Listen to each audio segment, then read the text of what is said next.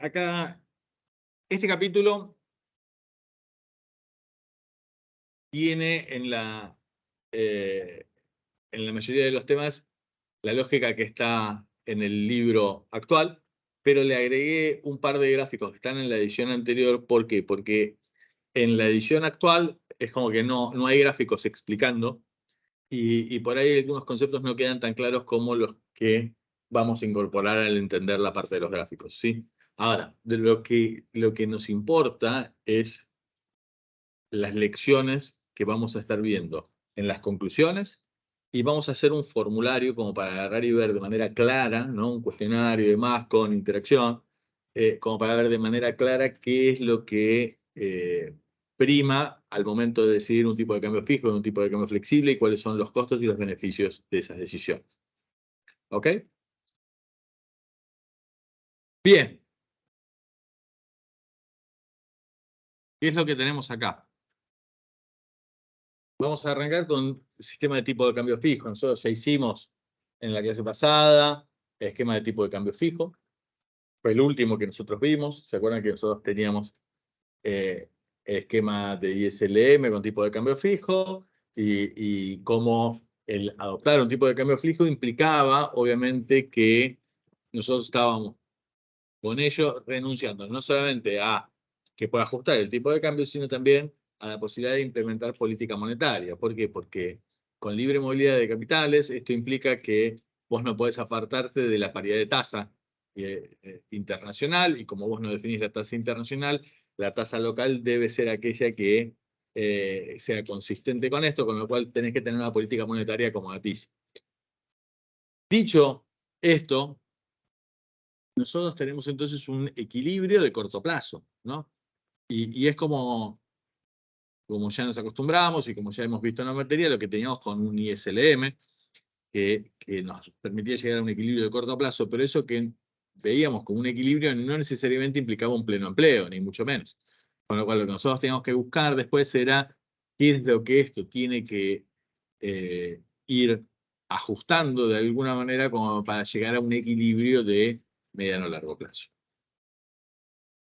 Entonces, cuando nosotros estamos acá con tipo de cambio fijo, acá lo que nosotros tenemos es, por un lado, cuáles eran las variables que podían llegar a tener impacto en la demanda agregada y cuáles en la oferta. Del lado de la demanda agregada, ¿se acuerdan que lo que nos importaba era el tipo de cambio, los precios externos, los precios locales, el nivel absoluto del gasto público y los impuestos?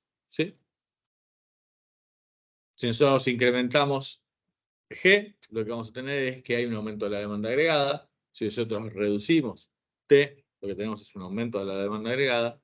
Si nosotros tenemos que el tipo de cambio E sube, significa que la moneda se aprecia, ¿se acuerdan? Es lo que hemos visto. Cuando E sube, la moneda se aprecia. Como se aprecia, esto afecta negativamente, ¿sí? Y después lo que tenemos es el tema de los precios, ¿sí? Acá el tema de los precios, después déjenme que lo trabaje un poquito más a detalle, ¿sí? Esto tengan en la cabeza. Supongamos al principio que los precios se mantienen constantes y no hacemos ruido con eso. Oferta agregada, lo mismo, ¿no? Nosotros teníamos ahí las distintas variables que influyen. Tenemos el margen, tenemos Z y demás. ¿Qué es lo que tenemos? Acá en este gráfico vemos que hay un equilibrio, y ese equilibrio puede estar a la izquierda o a la derecha de ese valor de PBI de pleno empleo, ese I sub N, ¿sí? En este caso, está en el gráfico, nosotros tenemos que el nivel de equilibrio que estamos teniendo está a la izquierda del nivel de PBI de pleno empleo. ¿Qué significa esta izquierda de PBI de pleno empleo? Significa que nosotros evidentemente estamos teniendo un nivel de producción por debajo de la tasa natural, por ende un empleo menor que la tasa natural, por ende una tasa de desempleo mayor que la tasa natural. ¿Qué es lo que tiene que suceder si nosotros mantenemos el tipo de cambio fijo, y pretendemos que haya un ajuste de los precios sin devaluar la moneda? ¿Ok? ¿Qué es lo que tenemos? Nosotros mantenemos el tipo de cambio fijo y algún precio tiene que moverse. ¿Qué precio? El precio local, vamos a suponer, porque estamos suponiendo que los precios internacionales se mantienen como están, y nosotros lo que queremos ver es, sí, ¿qué tiene que pasar con la dinámica de los precios locales para que esto vuelva al pleno? Obviamente, nosotros tendríamos una situación de equilibrio desde la izquierda y en el modelo de oferta y demanda agregada que nosotros teníamos, lo que iba a ajustar era la curva de oferta agregada, ¿sí o no? La curva de oferta agregada es aquella que va a desplazarse hacia la izquierda o hacia la derecha para que volvamos al pleno empleo, porque nosotros lo que suponemos es que de alguna manera esto va a ir ajustando a través del mercado de trabajo, ¿sí? Entonces, si nosotros vamos teniendo ese desplazamiento de la curva de oferta agregada, la curva de oferta agregada se tiene que ir desplazando hacia abajo a la derecha. Se va desplazando hacia abajo a la derecha hasta que llegará a un punto de equilibrio que tiene que estar a lo largo de la curva de demanda para que estemos en equilibrio. ¿Qué tiene que haber pasado? Y si se desplazó la curva de oferta agregada, lo que tiene que haber pasado es que los precios tienen que haber caído, ¿sí? Los precios tienen que caer. ¿Qué precios tienen que caer? Los precios domésticos, ¿sí? Vamos a hacer el ejercicio simple de pensarlo en el esquema de tipo de cambio fijo con la convertibilidad en los años 90 en la Argentina, que aparte tiene la simpleza de ser un 1 a 1 respecto del dólar y demás, como para agarrar y mirarlo. Entonces decimos, mira, tipo de cambio fijos, 1 a 1. Suponemos durante un segundo que no hay inflación en Estados Unidos. ¿Qué es lo que implica esto? Implica que los precios locales tienen que bajar, ¿sí? Los precios locales tienen que bajar, o si suben, tienen que subir por debajo de lo que suben los precios en Estados Unidos. ¿Para qué? Para que haya de alguna manera, ¿qué cosa? Una apreciación o una depreciación de la moneda. ¿Qué tiene que pasar? No te escuché, Eva, ¿qué decías? La depreciación. Exactamente. Para que se deprecie la moneda, ¿sí? Lo que tiene que pasar es que los precios locales tienen que estar ahí. ¿Está claro? O si lo quieren agarrar y mirarlo desde el punto de vista inverso, lo que tiene que pasar es, si nosotros mantuviéramos de alguna manera el poder de compra de nuestra propia moneda, lo que tiene que pasar es que la moneda de Estados Unidos se tiene que de alguna manera apreciar respecto a la nuestra. Es decir, nosotros tenemos que volver más baratos que ellos. ¿Para qué? Para poder exportar un poco más y que de esa manera ajuste. ¿Sí? ¿Está claro? Entonces, acá lo que nosotros vemos es que lo que tiene que estar pasando es que tienen que subir los precios domésticos por debajo de los precios internacionales, de los precios, si nosotros estamos mirando nada más en los Estados Unidos, contra la inflación de Estados Unidos. ¿Ok? Como para agarrar y mirar. Ese es el esquema que tiene que suceder. Nosotros tenemos que tener de alguna manera un ajuste vía precios, deflacionista eventualmente, como para poder hacer este tránsito de una situación de nivel de desempleo un poco más alto hasta llegar al de pleno empleo. ¿Está claro? Yo tengo una consulta. ¿Podría volver a la diapositiva anterior, por favor? Sí. ¿Cómo, cómo puede ser igual que se aprecie la moneda si si sube P más que P estrella, mirando la demanda agregada?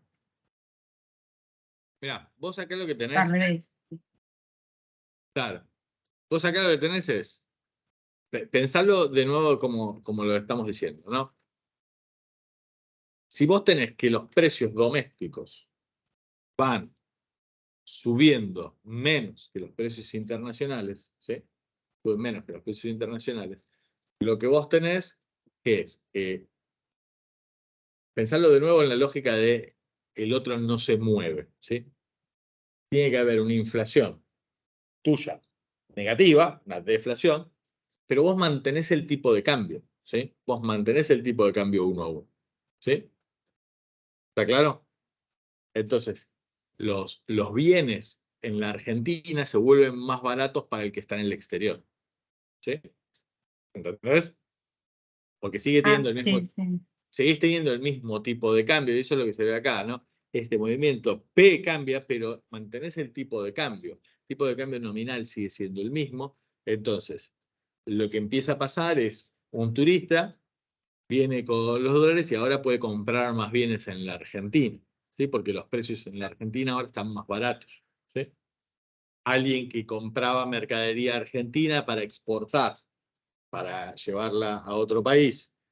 Es decir, también lo puede comprar más barato para venderla al mismo precio internacional que antes, con lo cual esa actividad se vuelve más rentable. ¿Sí? Uno que antes importaba un bien y que competía con un bien localmente producido. Si el precio internacional sigue siendo el mismo y localmente los precios son más baratos, de pronto algunos que son importados empiezan a ser cada vez menos competitivos respecto a algunos que son producidos localmente. ¿Sí? Entonces, todas las cosas te llevan en la misma dirección. ¿Sí? ¿Se entiende? Es más interesante para hacer exportar, es menos interesante para importar, para lo que es turismo también se genera el mismo efecto y demás. ¿Se entiende? Sí, ahora sí, pero ¿por qué se está moviendo la OA y no la DA? Porque la DA, para que se mueva la demanda agregada, lo que nosotros tenemos que tener, no hay que confundir un movimiento a lo largo de la curva, que un movimiento implica un desplazamiento de la curva. Lo que va a desplazar la curva tiene que ser algo que no está en el gráfico. Y acá en el gráfico, vos en el eje vertical tenés los precios domésticos. ¿Sí? Entonces, cuando vos movés los precios domésticos y todo lo demás lo dejás constante, te movés a lo largo de la curva de la demanda agregada. Para que desplace la curva de demanda agregada, tengo que mover alguna de las otras variables. ¿Cuáles son las otras variables? El tipo de cambio nominal, que es el tipo de cambio fijo que nosotros estamos teniendo, los precios internacionales, el valor de gasto público o el valor de los impuestos. Si yo muevo cualquiera de esas variables, voy a desplazar la curva de demanda agregada. Si no, la curva de demanda agregada es la misma, no se desplaza y yo me muevo a lo largo de eso. Les pido si pueden cerrar esa ventana para que no haga tanto ruido. ¿Sí? ¿Estamos? ¿Se entendió? Por Sí, eso no se gracias. mueve la DA. Y la oferta agregada, ¿por qué se mueve? La oferta agregada se mueve porque, como nosotros estamos observando que a este nivel de precios nosotros estamos teniendo un desempleo mayor del que nosotros querríamos tener en la tasa natural de desempleo, nos damos cuenta entonces de que, fíjate, en la OA, yo voy a mostrar acá en este momento, la OA cuando se formula supone este punto, ¿sí? ¿Qué significa supone este punto? Que cuando vos pactás los salarios, ¿sí? Vos estás pensando en pleno empleo, ¿sí? Vos estás pensando en pleno. Entonces, tu expectativa de equilibrio, ¿te acordás que vos tenías? El equilibrio se daba en la oferta agregada cuando teníamos que a ese nivel teníamos la tasa natural de desempleo, ¿sí? Entonces, acá los precios son iguales a los precios esperados. ¿Qué es lo que está pasando? Evidentemente, los precios están por debajo de los precios esperados. Están por debajo de los precios esperados. Como los precios están por debajo de los precios esperados en este modelo, es que se genera un nivel de desempleo, ¿sí? Y entonces, ¿eso qué genera? Genera que se reformulan las expectativas, en el mercado de trabajo. Y entonces, nosotros tendríamos que tener ahora, en este punto, tendría que estar pasando por ahí la curva de oferta agregada a ese nivel de precios. Si nosotros suponemos que en el periodo siguiente el nivel de precios va a volver a ser ese que está ahí, la fijaríamos ahí. Cuando volvemos a fijar acá, suponiendo que este va a ser el nivel de precios, del lado del mercado de trabajo, nosotros tendríamos que este sería la expectativa de precios que nos hace compatible con la tasa natural de desempleo. Con esta información que nosotros estamos teniendo, nos damos cuenta de que la demanda agregada no está ahí, sino que está acá, con lo cual seguimos teniendo un desbalance en este mercado de trabajo y los precios están por debajo de los precios originalmente esperados. Eso va a generar un nuevo desplazamiento hasta que en el largo plazo, mediano plazo, lleguemos a este equilibrio. Ese es el ajuste que este modelo de oferta y demanda agregada nos va mostrando, ¿sí? En esta secuencia que yo estoy haciendo, es como que nosotros estamos haciendo que las expectativas que yo acabo de hacer es que los precios se mantengan en el nivel absoluto de precios que estaban en el periodo anterior. Es una especie como de expectativas adaptativas, ¿sí? La realidad de expectativa adaptativa es que la tasa de inflación sea la misma, pero importa, digamos, estamos haciendo esa secuencia, ¿sí? Entonces, ese movimiento es el que se tiene que dar.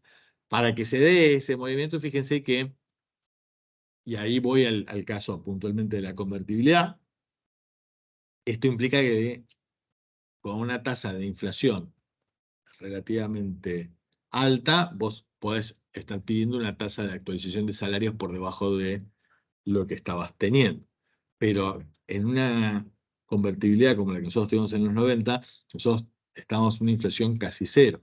Con lo cual esto implicaba que de alguna manera en el mercado de trabajo nosotros teníamos que estar aceptando en esa época una reducción nominal de los salarios. Esto es realmente muy difícil, ¿sí? Es muy poco probable que esto suceda, ¿sí? La deflación salarial en términos absolutos no es algo fácil de lograr en lo más mínimo, ¿sí? Entonces, en realidad, nosotros vamos a ver, de hecho, que hubo situaciones donde hubo precios que estuvieron cayendo, hubo una parte de deflación, pero sí lo que hubo fue de manera consistente en algunos casos, salvo el principio de la convertibilidad, después hubo de manera consistente una inflación por debajo de la inflación de Estados Unidos. Lo que pasa es que el ajuste es muy lento. ¿Está? Entonces, las tasas de desempleo consistentes con esto eran tasas de desempleo muy altas en el futuro. ¿Ok? Pero el ajuste con el modelo que nosotros tenemos sin devaluar implica este movimiento. ¿Ok? ¿Qué es lo que tenemos? Alternativamente hablando, y esto es el punto que quiero que quede claro, es en algunos casos este ajuste lleva demasiado tiempo y ese demasiado tiempo no necesariamente es deseado o sostenible. Entonces, en función a eso, lo que tenemos es la posibilidad de tener un ajuste de precios con una devaluación. Una devaluación, nosotros cuando estamos en tipo de cambio fijo, en lugar de hablar de una apreciación o una depreciación del tipo de cambio, que es la que surge por parte de la valoración que le hacen los agentes económicos, hablamos una devaluación o una revaluación de la moneda porque el que lo determina es el propio gobierno a través del Banco Central en su política cambiaria. ¿Sí? Entonces, cuando ustedes escuchan una devaluación de la moneda o una revaluación de la moneda, tiene que ver con, en realidad, conceptualmente un tipo de cambio fijo. Si no, tenemos que estar hablando de apreciación o depreciación.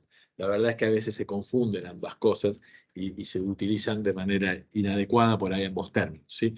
Si nos ponemos preciosistas respecto de esto, esa es la gran diferencia. Devaluación o depreciación son conceptos relativamente similares, pero devaluación la reservamos para tipo de cambio fijo y una depreciación para tipo de cambio flexible.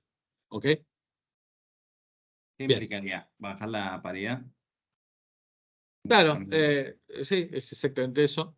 Una devaluación implica que nosotros vamos a necesitar más pesos por dólar o necesitas menos dólares por peso, como lo quieras ver, y eso implica que tenés el salto de movimiento que estás haciendo acá. En este caso, una devaluación, lo que hace es que sean más atractivos los bienes interiores para ser exportados y son menos atractivos los bienes exteriores para ser consumidos localmente. Entonces eso te genera un aumento de la demanda agregada producto de esta depreciación. ¿Sí? Acá lo que nosotros tenemos es esa devaluación de la moneda, ese delta en el tipo de cambio, lo que nos está generando es una devaluación de la moneda poniendo un aumento de la demanda agregada. ¿Ok? Y esto ¿Hasta dónde? perdón, ¿Hasta digo, dónde tendría que ir la demanda agregada para llegar a equilibrio? Evidentemente, la que equilibra es la que estamos en ese nivel de PBI de pleno empleo. Sí, ahí me preguntabas vos. no, que digo que o sea, como que el beneficio de evaluar en vez de lo que vimos anteriormente es que es más rápido el efecto. Es más rápido, ¿sí? Es un ajuste en algún punto más rápido. Obviamente lo que implica es una pérdida del poder adquisitivo de los locales para la compra de bienes externos, ¿no? Está claro, ¿no? Eso es lo que está pasando. Entonces dejamos de comprar nosotros los bienes para que esos bienes sean exportados y nosotros importemos menos, ¿sí? En general esto te equilibra de alguna manera el mercado de trabajo, te acerca hacia el nivel de pleno empleo, pero también tiene una arista, que es la pérdida de poder adquisitivo, ¿no? ¿Está claro? Lo que pasa es que nosotros acá estamos hablando de una devaluación nominal que al mismo tiempo no está generando de alguna manera un impacto demasiado grande en aspectos de inflación, sino que lo que hay es, fíjate que el nivel de precios tiene que subir, el nivel de precio local, ¿sí? Fíjate que en el otro esquema, el nivel de precios local, ¿qué tenía que hacer? Tenía que bajar. Acá en este, el nivel de precios va a subir. Vos vas a tener un impacto en el nivel de precios, un ajuste de cambio de precios relativos, ¿sí? Pequeño salto inflacionario, pero que una vez que vos lo estabilizás, no deberías mantenerlo esto como una inflación, ¿sí? Lo que sí tenés es un cambio en los precios relativos con una pérdida, de alguna manera, del poder de compra local, ¿no? Perdón, pero una Gustavo. pregunta. Entonces, ¿los bienes extranjeros son más atractivos o menos por EIP? Son menos atractivos porque se vuelven más caros. Vos tenés una devaluación, implica evidentemente una depreciación de la moneda, ¿sí? Un tipo de cambio en términos de cantidad de pesos por dólar, vos necesitas más pesos por dólar. ¿Ok?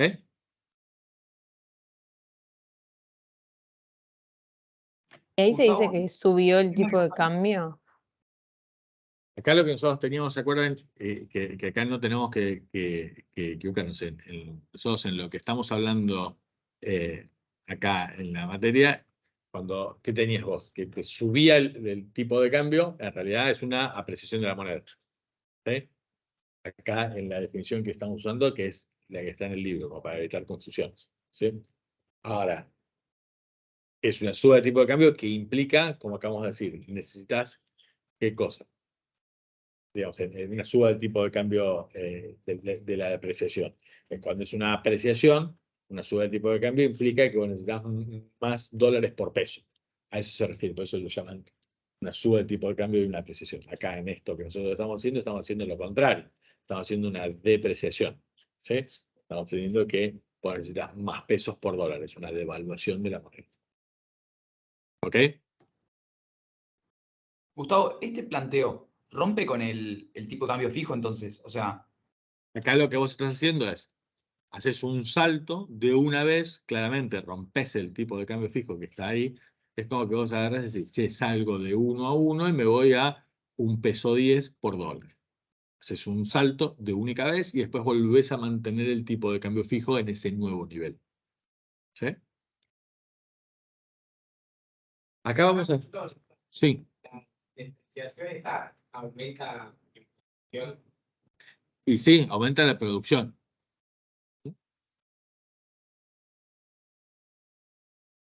¿Qué es lo que nosotros tenemos como crisis cambiarias en tipo de cambio fijo? Vamos a tratar de entender qué cosas nos pueden llevar a tener una situación de crisis cambiaria. ¿Sí? Entender esto es muy importante. Nosotros teníamos que la condición de equilibrio tenía que ver con esto, ¿no? La condición de equilibrio en el mercado de dinero tenía que ver con saldos reales, con el PBI, con la demanda de dinero que nosotros tenemos, que está en función de la tasa de interés. Y nosotros teníamos el tema de la paridad de tasas, que nosotros teníamos en función de la tasa de interés local, la tasa de interés internacional y de alguna manera la expectativa de devaluación que nosotros tenemos. ¿Sí? Entonces, acá, y lo mostramos ahí como para agarrar y verlo de manera clara.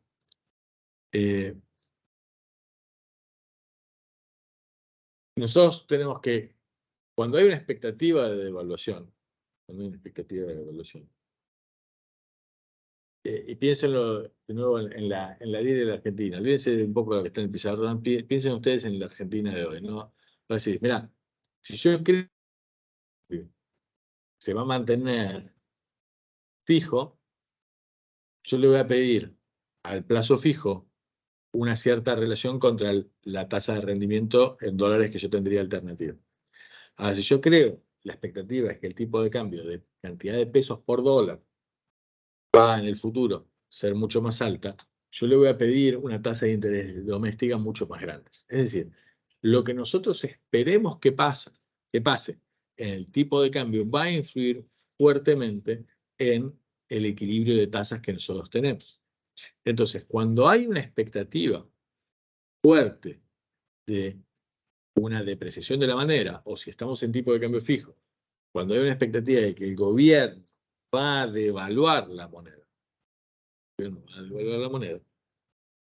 lo que empieza a pasar es que se le empiezan a exigir tasas de interés domésticas mucho más altas para mantener la condición de equilibrio. ¿Sí? Entonces, acá hay, y eso se va a mantener la presión hasta que de alguna manera se normalice o no la expectativa. Vuelva a cambiar la expectativa de depreciación para que la tasa se normalice, o alternativamente se produzca la devaluación y a partir de ahí después se normalice. Entonces, ¿qué es lo que le pasa a los gobiernos cuando tienen enfrente una situación donde el mercado de nuevo no es una persona, es un conjunto enorme de personas? Somos todos los que diariamente operamos manteniendo los pesos o cambiando los pesos por otro tipo de activos financieros. Y acá lo que tiene el gobierno frente a sí es la posibilidad de hacer dos cosas. O cede y devalúa, ¿no? Cuando el mercado está esperando una devaluación, el gobierno lo que puede hacer es de alguna manera darle la razón y hacer una depreciación, autorizar esa depreciación de la moneda con una nueva tasa de cambio, una devaluación efectivamente que suceda, o eventualmente puede de alguna manera tratar de resistir esa expectativa de devaluación y luchar para mantener la paridad. ¿Cómo hace para mantener la paridad? Y bueno, lo que tiene que hacer es, de alguna manera, aceptar una tasa de interés muy alta. ¿Sí? Y el riesgo es que esa tasa de interés muy alta que va a estar teniendo, como la expectativa es que haya una devaluación de la moneda, va a tener que ser una tasa de interés muy fuerte, y esto al mismo tiempo va a estar al principio generando, si la tasa no llega a ser lo suficientemente alta, va a estar generando que van a ser capitales. ¿Sí? Y esa salida de capitales se va a generar en el corto plazo y con tipo de cambio fijo. Esto tiene un impacto en cantidades muy, muy grandes, ¿no? Recuerden el modelo del mundo del Fleming que nosotros vimos, ¿no? Con ISLM, ¿no? Si la tasa de interés doméstica no sube todo lo que tiene que subir, si la subís mucho, igual tiene un impacto en cantidades, pero si vos no la subís todo eso, lo que va a pasar es que vas a tener una salida fuerte de capitales, ¿sí? Y esa salida fuerte de capitales, lo que te va a estar haciendo es como que la LM se va yendo más rápidamente hacia la izquierda, ¿sí? Esto, de nuevo, acá lo estamos mirando bien de manual, ¿no? Esto, fíjense lo que dice, ¿no? Luchar y mantener la paridad a costa de elevadísimos tipos de interés y una posible recesión. Esta opción, la opción de luchar, podría no funcionar de todos modos, no está garantizado que vaya a funcionar. La recesión podría obligar al gobierno a cambiar de política más adelante, es decir, eventualmente a aceptar una devaluación de la moneda o dimitir. Una, Una duda. Sí, Esto supone que no quiere el cambio de evaluar, no como antes. exacto, Ah, ok. totalmente. Si vos no dejás que vos agarrás y vos tenés una política de tipo de cambio fijo, la expectativa de mercado de que evalúes, vos la podés convalidar o no. Si vos no la querés convalidar, vos podés tratar de resistir. Pero para tratar de resistir, de alguna manera tenés que hacerlo. Y ese, de alguna manera tenés que hacerlo, es esto. Esto es lo que genera justamente lo que nosotros estamos viendo es las crisis cambiarias. ¿Sí? una consulta. La Sí. posible recesión por los elevadísimos tipos de intereses, porque al aumentar la tasa de interés baja ahí, sería baja el PBI. Claro, y además, si vos no subís lo suficiente la tasa de interés, lo que hay es salida de capitales. Y esa salida de capitales lo que va a implicar es una desmonetización de la economía local. ¿Sí? ¿Sí? Nosotros ahora después lo vamos a mirar esto, antes de pasar al siguiente caso, ya les voy poniendo el título de esto. En un montón de economías esto ha sucedido. En Latinoamérica en los 90 sucedió en un montón de economías. Y hay un economista, Guillermo Calvo, economista argentino, con muchos años en Estados Unidos y demás, que justamente empezó a trabajar estudiando, entre otras cosas, ¿no? Estudiando este tipo de cosas. Y en los 90, como les mencionaba yo hace un rato, se había generado un proceso de reformas importante en muchos países latinoamericanos, y los países latinoamericanos estaban saliendo bastante bien parados de eso, pero no necesariamente todos habían hecho todas las reformas que supuestamente estaban pasando. Sin embargo, había un ingreso de capitales en todos ellos, ¿sí?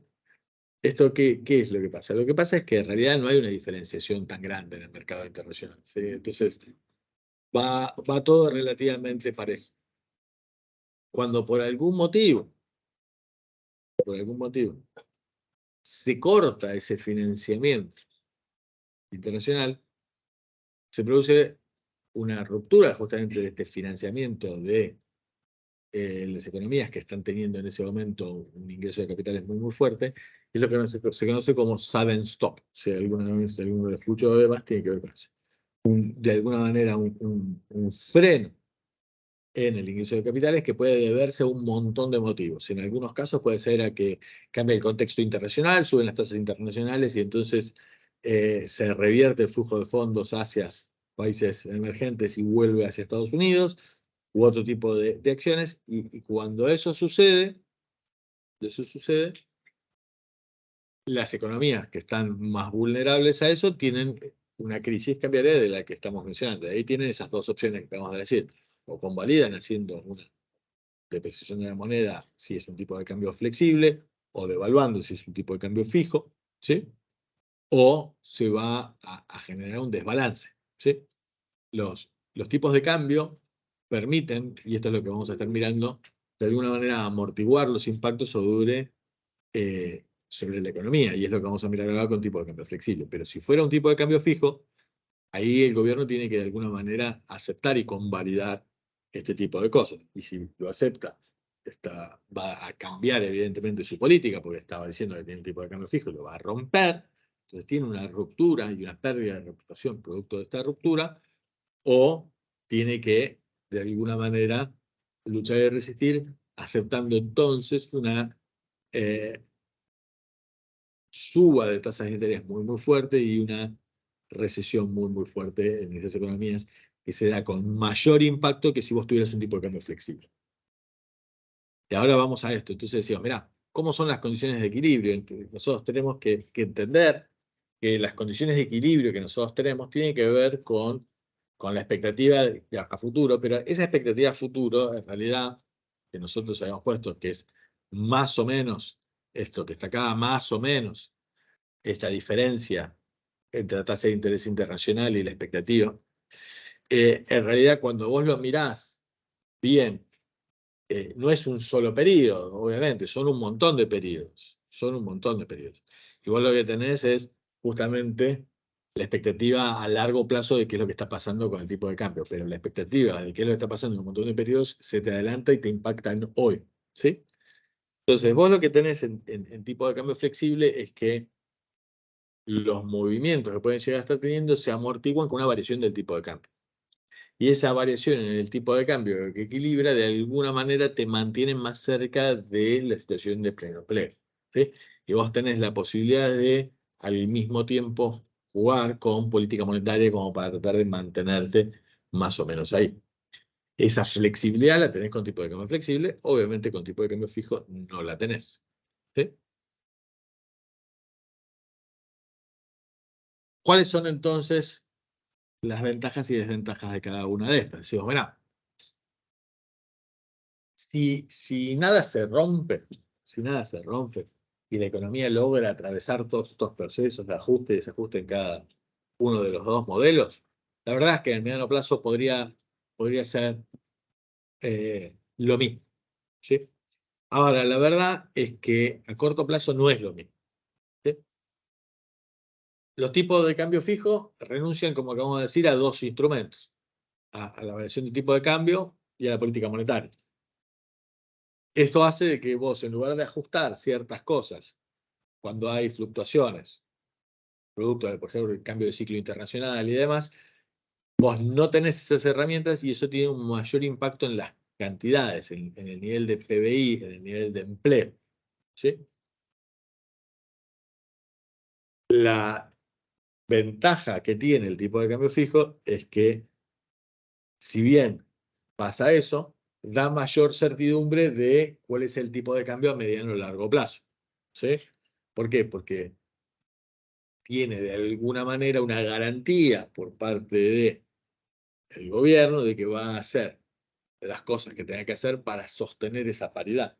Entonces, por ahí, si vos tenés una empresa, tenés que decidir una inversión y te estás financiando por ahí en el mercado externo para agarrar y localizar una inversión en la Argentina y vos estás comprometido a devolver en moneda de otro país, vos de alguna manera tenés más certeza si sabés cuál es el tipo de cambio que si no lo sabés.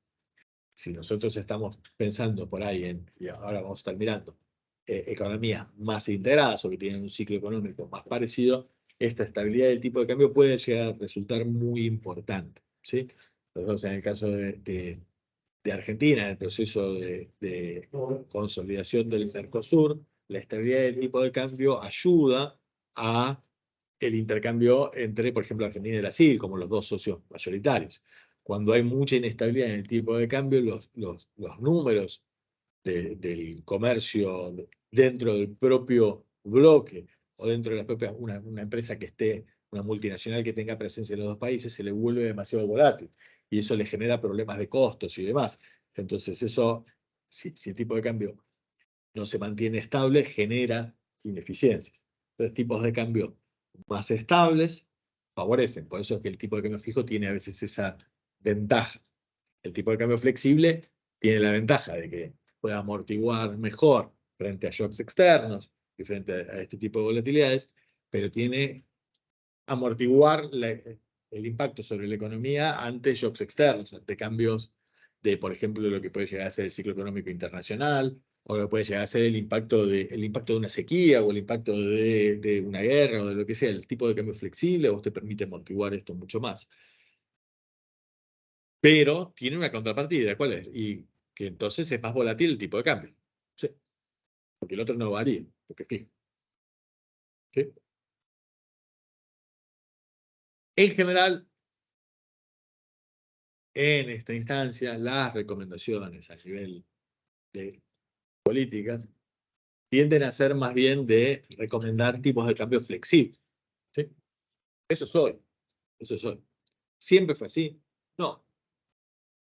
Como vimos al principio en la clase número 1, ¿no? Cuando veíamos historia un poco de la macro y demás, que nosotros vimos un poco desde dónde había surgido y demás, estaba ese video al principio que vimos de Keynes al principio hablaba del patrón oro, ¿se acuerdan? Y de Inglaterra que por algún motivo había suspendido el patrón oro y ahora estaba volviendo el patrón oro y volvía un tipo de cambio que generaba un problema. Además, bueno, en el patrón oro lo que vos tenías era un tipo de cambio fijo. Cada moneda tenía un tipo de cambio fijo respecto del oro. ¿Sí? Esto era una referencia. Y no era solamente Inglaterra, todos los países tenían de alguna manera un tipo de cambio fijo respecto de ese patrón oro. ¿Sí? Y a veces se generaban crisis y podías tener que cambiar esas paridades, pero fíjese que el consenso imperante en ese momento iba más hacia tipos de cambio fijo. ¿Sí? Después de la Segunda Guerra Mundial, por Bretton Woods y demás, surgen nuevas instituciones y se vuelve un esquema de tipo de cambio fijo, ya no patrón oro, pero sí un patrón de tipo de cambio fijo contra la moneda de Estados Unidos, y la moneda de Estados Unidos sí tenía un respaldo en oro y un cierto patrón en oro para el intercambio comercial entre países, no para el ciudadano ordinario dentro de un país. No es que podías ir a Estados Unidos y decir, che, te cambio esta visión de tantos dólares por la cantidad de oro, pero sí entre los países podía llegar a haber un intercambio y Estados Unidos se comprometía a una cierta paridad dólar contra oro para lo que era el movimiento de divisas y de reservas internacionales. Eso se mantiene hasta el año 71, 72, algo por el estilo, donde sale finalmente Estados Unidos del esquema de respaldo en oro de su tipo de cambio y vamos hacia lo que hoy tenemos, que es un tipo de cambio totalmente flexible. ¿Sí? Ahora, a pesar de que los consensos generales hoy son de mayor recomendación hacia una política de tipo de cambio flexible, hay ciertas excepciones a esto. Las excepciones tienen que ver, por un lado, con la zona monetaria común, ¿sí? La zona monetaria óptima y demás, que a veces puede llegar a estar surgiendo, que tiene que ver con economías que por ahí tienen un comportamiento similar, ¿no? Tienen el mismo ciclo, producen la misma composición más o menos de producción y demás. Entonces, dentro de eso tiene una cierta ventaja el tema de utilizar una moneda común que fluctúe de alguna manera similar entre ambos países. Hace no mucho acá en la Argentina estaban diciendo, che, por ahí nosotros estaría bueno que tuviéramos una moneda común con, por ejemplo, Brasil, que es nuestro socio comercial principal dentro de lo que es acá la región y demás. Entonces, para ahí tener la misma moneda de Brasil nos permitiría, ¿no?, ir de la mano y evitar fuertes cambios dentro de las paridades, o sea, dentro de la región, dentro de estos países, para evitar que de alguna manera se generen competencias, digamos, depreciaciones o devaluaciones de la moneda competitiva y que generen daño entre ellos. ¿Sí? Uno dice, bueno, pero ¿qué tanto puede variar un tipo de cambio respecto del otro? Mirá, nosotros, eh, eh, la presión final sobre el tipo de cambio fijo del 1 a 1 en la convertibilidad tuvo que ver con esto, y ahora lo vamos a repasar, depreciación en una sucesiva secuencia de diferentes países, y la última fue la de Brasil. Y esa de Brasil fue muy significativa y tuvo mucho impacto en la Argentina, y terminó de desequilibrar la frágil situación que ya tenía la economía argentina respecto al nivel de empleo, y derivó después en la crisis del tipo de cambio y la salida de la convertibilidad. Con lo cual, de alguna manera, tratar de generar eso tiene que ver con tratar de no generar un comportamiento disruptivo entre estas dos economías. Ahora, otros casos es, por ejemplo, dentro de la Unión Europea, ¿sí? Y ahí va el segundo bullet que está ahí y dice, mirá, vos no necesariamente tenés que tener una economía exactamente igual, pero sí vos podrías llegar a estar teniendo una situación donde hay elevada movilidad de los factores, es decir, que vos puedas mover capital libremente entre esos países, o podrías estar realizando inversiones sin problemas, mover las fábricas o mover a los empleados y la gente que se muda de un lado al otro.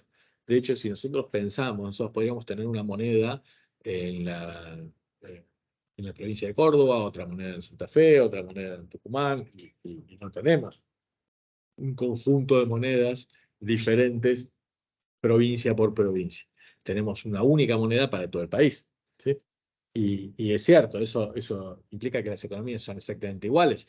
No, pero sería un lío tener una variación de tipo de cambio entre las diferentes provincias. Entonces tenemos una zona óptima que dentro de los países las propias naciones tienen en general la misma moneda. Nosotros hemos tenido algunas situaciones donde no sucedía eso, pero en general la tenemos de esa manera. Entonces, esa situación la podemos mirar también en la Unión Europea, que tenés en la zona euro. ¿Todos los países de la Unión Europea están en la zona euro? No, pero sí dentro de la mayoría de los países de la Unión Europea funciona el euro, que es un tipo de... Es una moneda que es como que actúa como un tipo de cambio fijo, donde ya no pueden cambiar las paridades. Y de hecho, la creación del euro surge de eso. Surge de, vos tenías un conjunto de monedas, tenías el franco en Francia, tenías el marco en Alemania, tenías la peseta en España, tenías la lira en Italia, y eran todas monedas que eran monedas independientes, y cada país tenía su propia política. Y esto generaba un cierto movimiento. A medida que se fue consolidando la Unión Europea, fueron estableciendo de alguna manera políticas comunes, y a partir de eso lo que después lo fijaron fue una convergencia hacia lo que fue la creación del euro. Para eso trataron de generar tipos de cambio fijo entre distintos países. Se fueron moviendo primero en una banda, después esa banda se fue achicando. Después lo que se hizo fue, se transformaron las monedas nacionales en euro desde el punto de vista de la cuenta, pero no en la práctica. Vos estabas en Francia y pagabas con francos, estabas en Italia y pagabas con liras, y había un tipo de cambio fijo, y todos, vos, yo me acuerdo, estuve en esa época en Europa, y vos tenías las monedas locales, e incluso al principio del funcionamiento del euro, ibas a comer en un restaurante y tenías el precio en la moneda local y en euros al costado, pero el euro físico no existía, ¿sí? Pero vos lo tenías. Ahora, cuando vos te movías de país en país, tenías que agarrar la moneda de un país y convertirla en la moneda del otro país. No podías pagar en Italia con francos, tenías que pagar en Italia con liras, y ahí estaba ese movimiento. Hasta que después finalmente se introduce físicamente esto y cambian las monedas, ¿sí? Todo esto fue un proceso. Para que este proceso sucediera, lo que tenía que haber era una situación de convergencia. Después lo vamos a mirar mucho más a detalle, pero vos no podías tener evidentemente desbalances que implicaran la necesidad de fuertes devaluaciones de una moneda contra la otra, ¿sí? Para eso lo que tenía que haber era consistencia macroeconómica. Esa consistencia macroeconómica se acordó en un tratado, en el Tratado de Maastricht, donde agarraron y las distintas economías se comprometían, los diferentes gobiernos, a mantener una política prudencial como para poder hacer consistente esto, ¿sí? Para que no hubiera, ¿qué cosa? La expectativa de que este país o el otro país iba a tener que devaluar.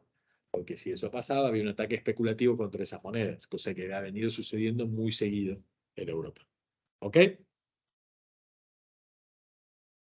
La otra opción Una consulta. para el tipo de cambio fijo es esta que vamos a ver ahora. Sí, decimos.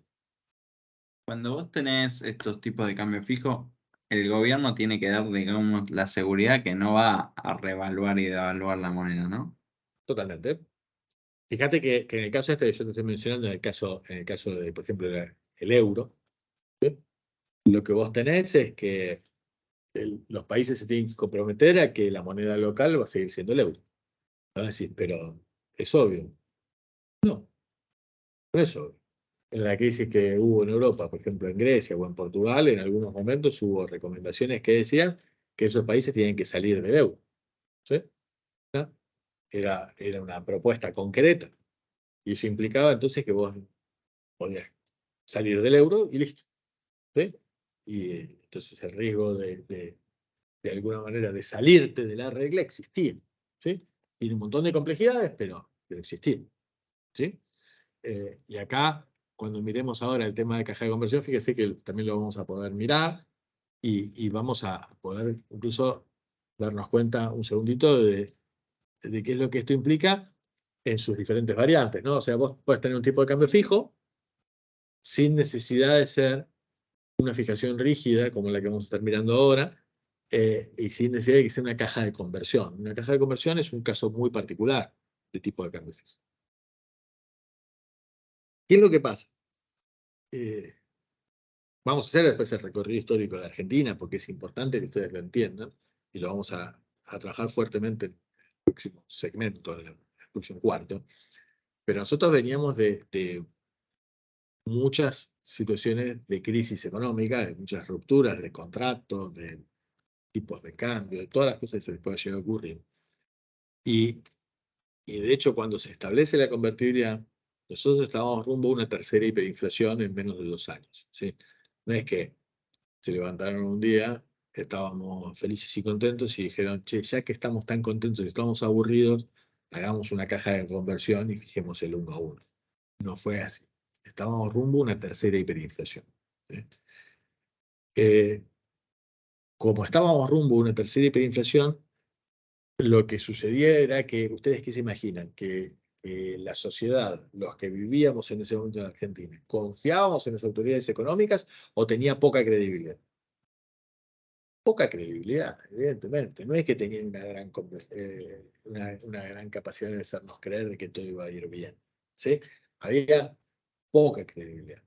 Realmente tan poca credibilidad que lo que agarraron y trataron de hacer es, de alguna manera, atarse las manos, ¿no? Generar una política que fuera creíble, y para que fuera creíble, establecer mecanismos que fueran rígidos para que romper ese, de alguna manera, compromiso del gobierno fuera difícil de ser logrado. Entonces, la verdad es que, mira, en lugar de que vos tengas un tipo de cambio fijo, que lo defina el gobierno de manera unilateral y que el Banco Central pueda agarrar y romper su compromiso, lo que vamos a hacer es vamos a fijar que ese tipo de cambio fijo está fijo por ley, ¿sí? Entonces, vos para generar un cambio en ese tipo de cambio, tenés que ir al Congreso de la Nación y tenés que lograr que te aprueben en el Congreso de la Nación este cambio. Con lo cual, ese secreto de que voy a sorprender haciendo un cambio en el tipo de cambio ya no va a poder ser una sorpresa, porque tenés que llevar un proyecto de ley, te lo tienen que aprobar, encima tenemos 2 cámaras, encima entre una vez que aprueba la segunda cámara tiene que agarrar y promulgar el Poder Ejecutivo y entrar en vigencia, todo eso lleva un tiempo, con lo cual matas de alguna manera la sorpresa. Pero además de que le quisiste hacer esto, lo que dijeron es, además de que sea más difícil de mover la paridad, lo que agarraron y dijeron es fijar el tipo de cambio y al mismo tiempo en el Banco Central establecer una caja de conversión donde decís, mirá, por cada peso que he emitido, hay un dólar respaldándolo. Con lo cual siempre va a haber tantos pesos como dólares y por ende vas a tener certeza de que vos podés entrar y salir a este tipo de cambio y el Banco Central va a poder responder frente a esas obligaciones. ¿Está claro? Entonces lo que tenías era una relación 1 a 1 entre los pesos y los dólares, ¿sí? En realidad no eran todos dólares, pero tenías no más de creo que un 10% o algo por el estilo, que no eran dólares propiamente dicho, sino que eran títulos de deuda del gobierno nacional que cotizaran en dólares y que estuvieran valuados a valor de mercado, ¿sí? Es decir, como que supuestamente esto debería poder ser.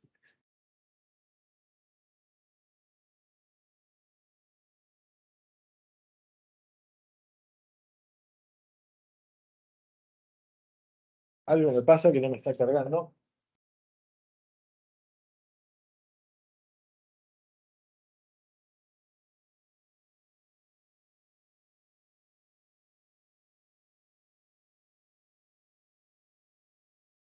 Ahí está. La caja de conversiones, el Banco Central, agarra y dice, mira, todos los pesos, y cambia el rol del Banco Central y dice, nosotros la moneda que emitimos local, la respaldamos con dólares al costado. Y si tenés un peso en la mano es porque hay un dólar que lo respalda. ¿Sí? Siempre. Nosotros no vamos a cambiar eso. Y vamos a mantener una conversión entre las monedas libre que vos puedas siempre, al tipo de cambio venir y cambiar todos los dólares que quieras o todos los pesos que quieras. Si vos querés entrar dólares, entras dólares, yo te doy los pesos si querés. Está ahí. ¿Sí? No es la única caja de conversión, tenés en Hong Kong otro y demás, pues entras y salís sin problemas. Y el Banco Central actúa como una caja de conversión que garantiza al mismo tiempo esto. ¿Sí? Ese es el rol de una caja de conversión. ¿Sí? Ahora, imaginemos que en el límite nosotros podríamos decir, che, escúchame, vamos un paso más allá, hagamos una dolarización. Si nosotros dolarizáramos la moneda, deja de ser pesos, si pasan a circular directamente los dólares, ya no puede devaluarse porque ya son dólares que están circulando. ¿Sí? Alguien me podría llegar a estar diciendo eso. Ahora, de nuevo, vos también podrías salir de esta manera generando una moneda local independiente, nueva, el día después. ¿Sí? No es que lo que pasa es que sería mucho más complejo. ¿Sí? Por eso es que la salida de un tipo de cambio como el peso 1 a 1 fue relativamente más fácil que si hubiera estado dolarizada, pero fue más difícil en el momento de que se efectuó por cómo se efectuó y demás, que si se hubiera hecho antes de que se dolarizara tanto la economía en el último año de la vigencia de la convertibilidad, ¿sí? Porque antes de la serie de convertibilidad, cosa que lo vamos a estar viendo, De hecho, se implementa el corralito y demás, pero vos en el corralito vos seguías siendo el dueño de todos tus depósitos y vos podías convertir de pesos a dólares todo lo que quisieras. Entonces, ¿qué hizo la gente? Los convirtió de pesos a dólares. Claro, cuando vos convertiste eso, ahí te fuiste a un tema de dinero bancario que vamos a estar viendo más adelante cuando veamos la salida de convertible. ¿Ok? ¿Se entendieron las ventajas y desventajas de cada tipo de cambio?